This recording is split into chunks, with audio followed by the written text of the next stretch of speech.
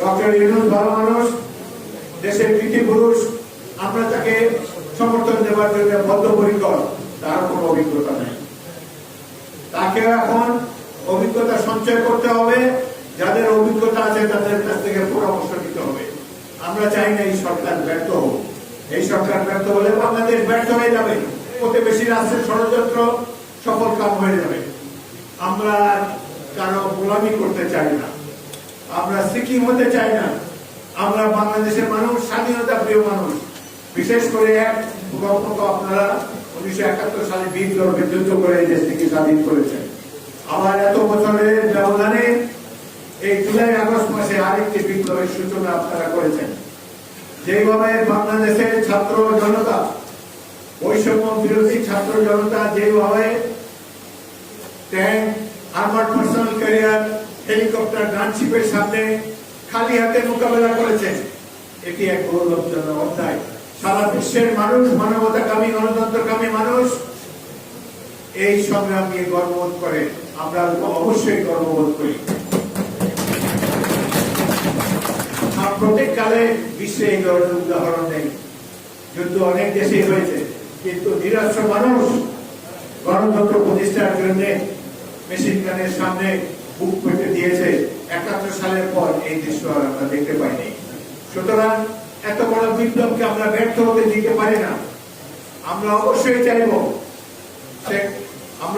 চাইব প্রফেসর ইউনূসের এই সরকার সফল হোক।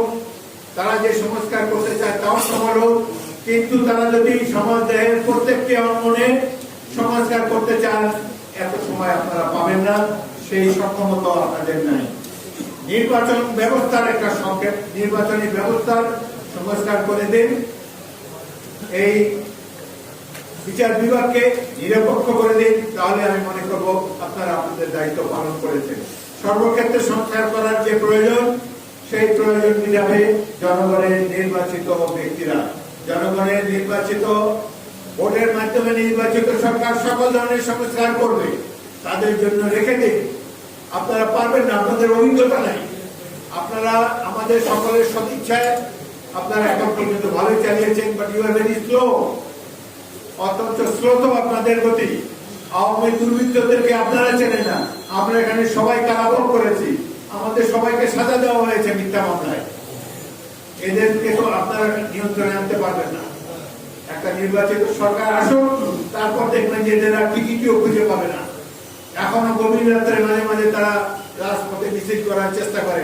শেখ হাসিনা সরকার, বারবার সরকার, একবারে যে অবস্থা করে দিয়েছেন, বারবার হয়তো দেশই থাকছে।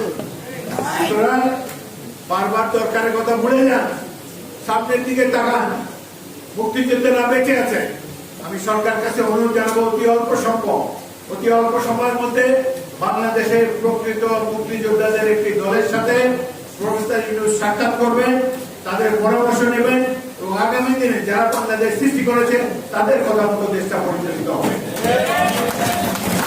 আপনারা এইসব দুর্বল লোকের কথা শুনবেন না, যারা বাংলাদেশের গ্রাম কখনো দেখে নাই, সাধারণ মানুষের কোনো কাজে কোনদিন লাগে নাই, হয়তো একটা পিএইচডি ডিগ্রি তাদের আছে, রাষ্ট্র শাসন করার তাদের সে অভিজ্ঞতাও নাই, মন মানসিকতাও নাই। তার ক্ষমতা উপভোগ করার জন্য এখানে এসেছেন বলে দুষ্ট লোকেরা বলে। সুতরাং বছরের পর বছর থাকার চিন্তা করবেন না, তাহলে সরকার ক্রমান্বয়ে আরো দুর্বল হবে। সুতরাং এখন সবল মানুষের একটি সরকার গঠন করবে।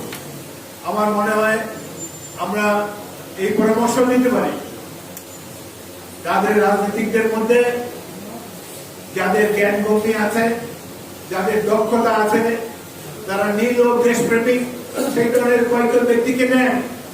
যারা আন্দোলন করেছে, বৈষম্য বিরোধী ছাত্র সমাজ, তাদের মধ্যে করে নেন। এই আর্মচেয়ার ক্রিটিক বাদ দেন, তথাকথিত সুশীল বাদ দেন। যারা আন্দোলনে অংশগ্রহণ করেছে তাদের